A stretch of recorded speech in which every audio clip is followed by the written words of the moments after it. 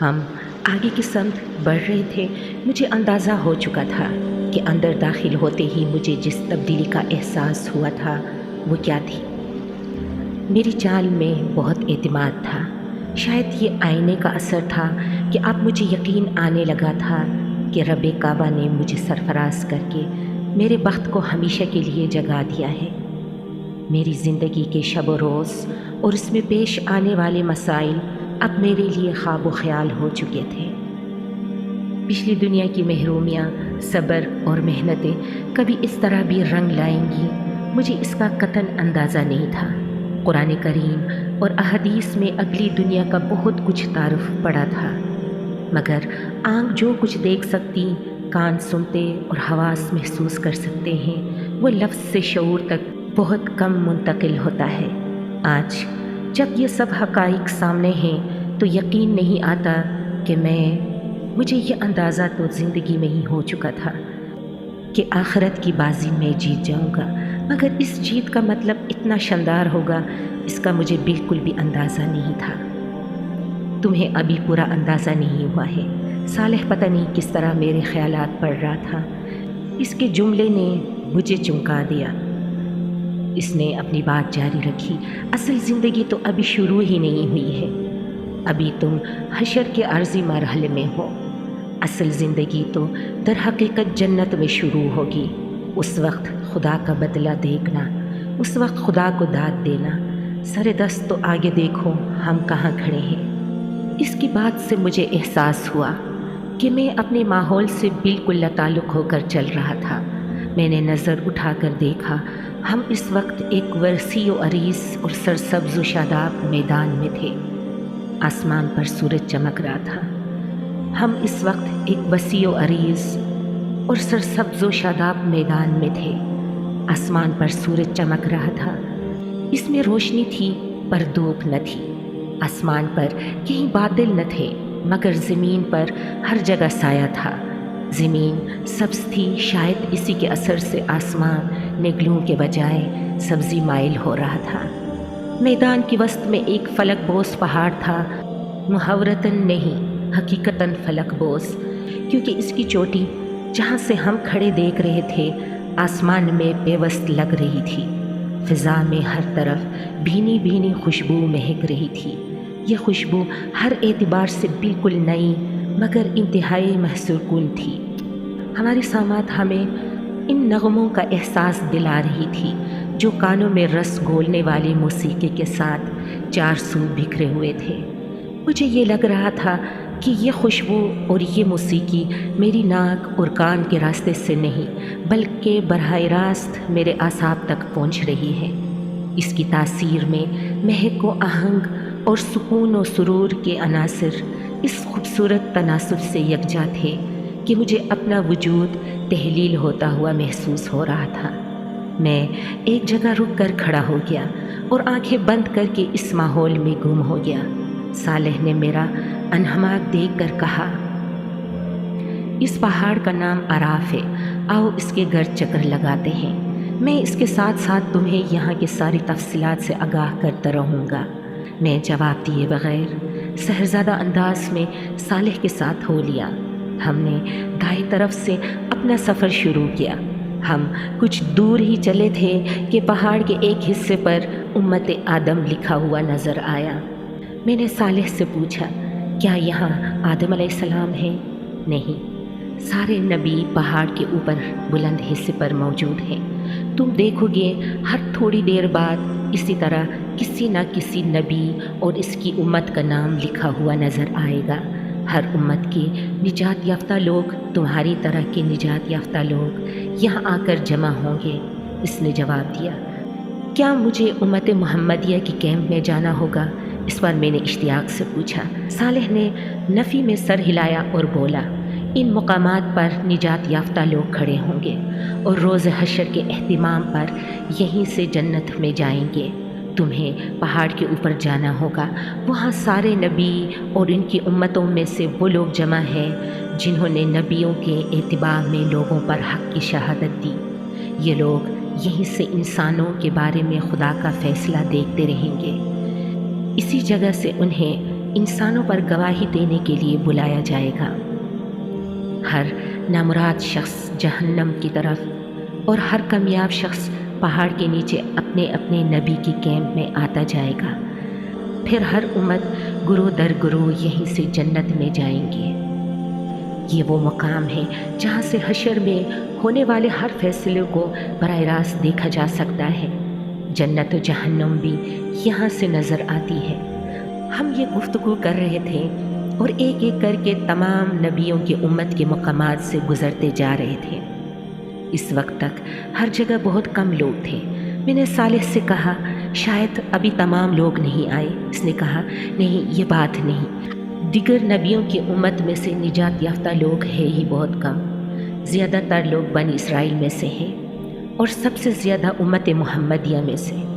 یہ دونوں کیمپ ابھی تک نہیں آئے ہیں، لیکن اس وقت تک وہاں بھی زیادہ لوگ نہیں ہیں، لیکن تھوڑی دیر میں ہو جائیں گے۔ آؤ اب اوپر چلتے ہیں، اس پہاڑ کا چکر تو بہت طویل ہو جائے گا۔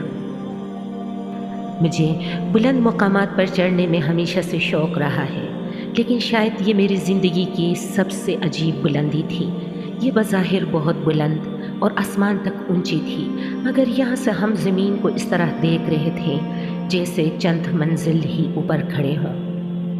نیچے سے جو جگہ ایک چوٹی لگتی تھی وہ ایک ہموار سطح مرتفع تھی، تاہم اس ہموار زمین پر تھوڑے تھوڑے فاصلے پر بلند و بالا قلعہ نما تعمیرات بنی ہوئی تھی، تاہم ان کے ارد گرد کوئی دیوار تھی اور نہ ان میں دروازے ہی موجود تھے، اس لیے باہر سے اندر کا نظارہ کیا جا سکتا تھا۔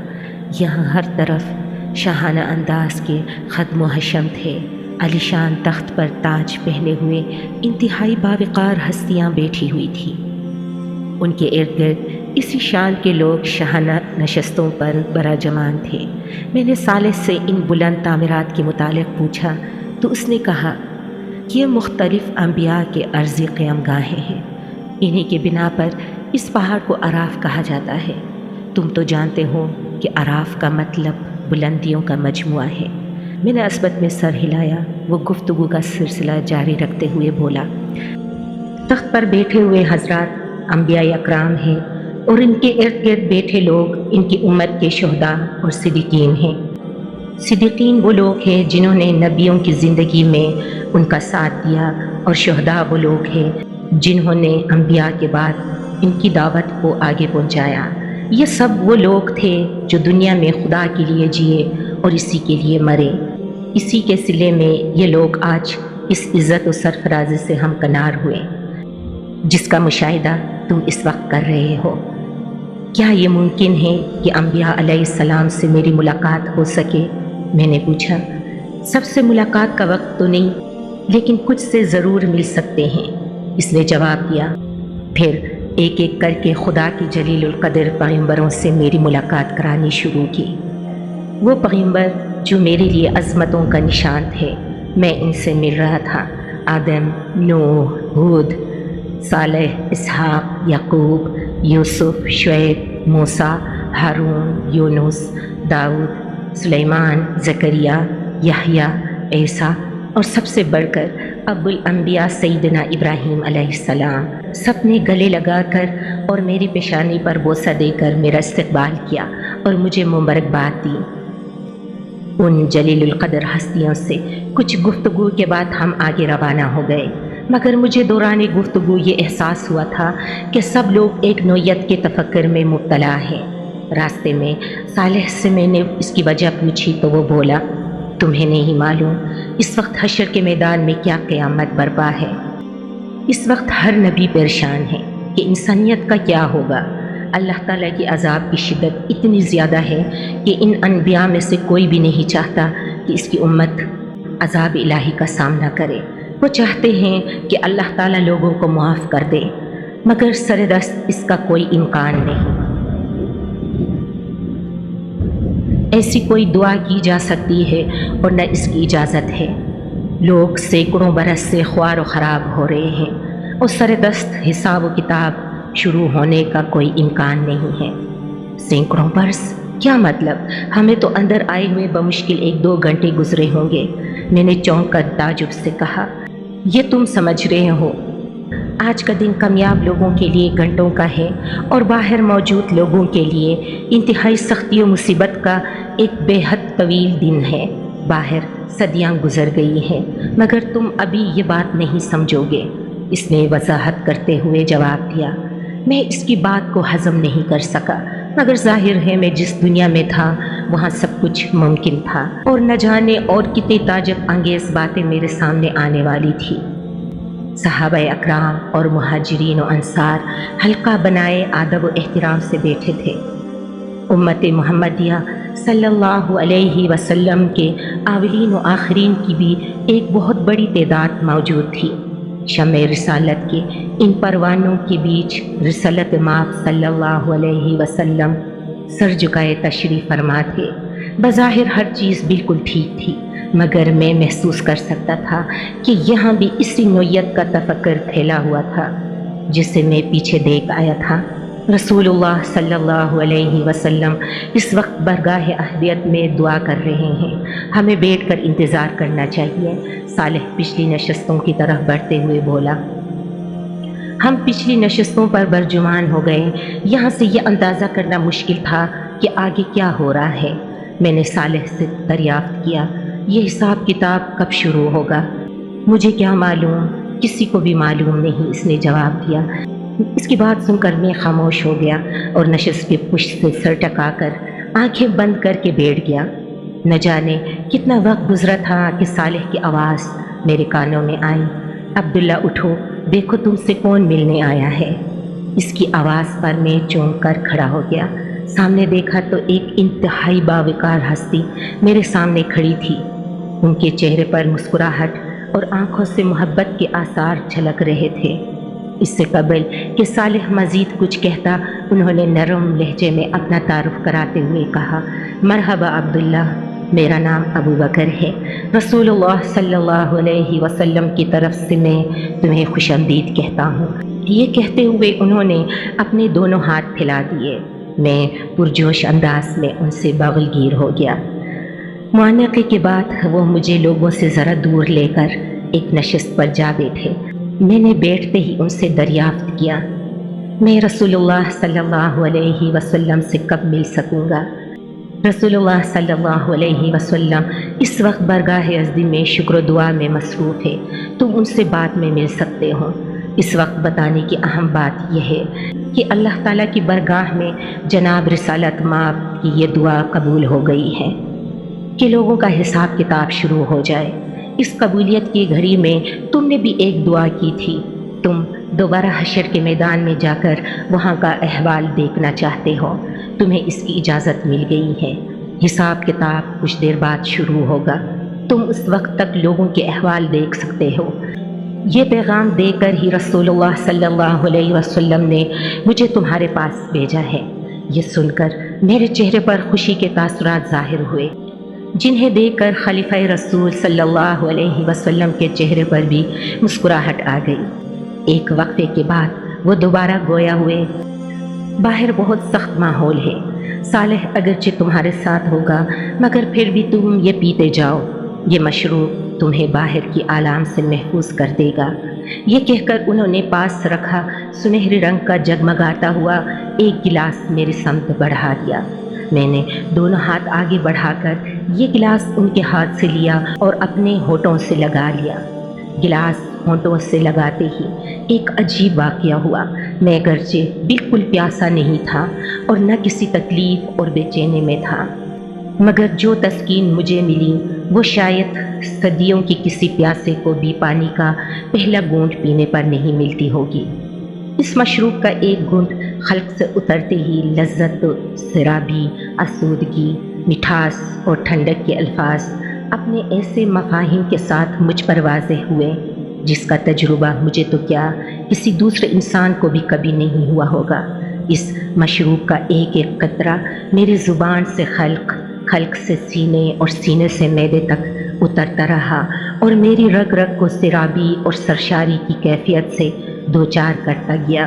میرا دل تو چاہا کہ ایک ہی گھونٹ میں پورا گلاس پی جاؤں، مگر جس ہستی کے سامنے بیٹھا تھا اس کا ادب اس میں مانے ہوا۔ میں نے آہستگی سے سوال کیا، یہ کیا چیز ہے؟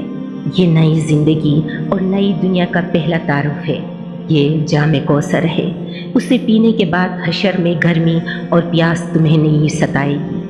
یہ الفاظ سنتے ہی مجھے سمجھ میں آ گیا کہ مجھ پر اس مشروب کا یہ غیر معمولی اثر کیوں ہوا تھا۔ یہ جنت کے نہر کوثر کا پانی تھا اور بلا شبہ ان تمام خصائص کا حامل تھا جن کا ذکر میں ہمیشہ سنتا رہا تھا۔ اس لمحے مجھے یہ بھی اندازہ ہوا کہ جنت کی نعمتیں کیا ہوں گی۔ پچھلی دنیا میں کھانے پینے کی لذت دو چیزوں میں پوشیدہ تھی، ایک یہ کہ انسان کو شدید بھوک اور پیاس لگی ہو، اور دوسرے اس سے کھانے پینے کے لیے بہت لذیذ شے مل جائے۔ مگر جنت کی ہر شے اپنی ذات میں انتہائی لذیذ ہونے کے ساتھ ساتھ انسان کو بغیر بھوک اور پیاس کی وہ لذت و تسکین بھی فراہم کرے گی جو صرف ایک انتہائی بھوکے اور پیاسے شخص کو مل سکتی ہے۔ اب مجھے معلوم ہو گیا کہ جنت میں نہ بھوک ہوگی اور نہ پیاس، مگر اس کے باوجود انسان جتنا چاہے گا شوق سے کھائے گا، اور اس کی کوئی سیری ایسی نہیں ہوگی جو اسے گرانی اور بھاری پن میں مبتلا کر دے۔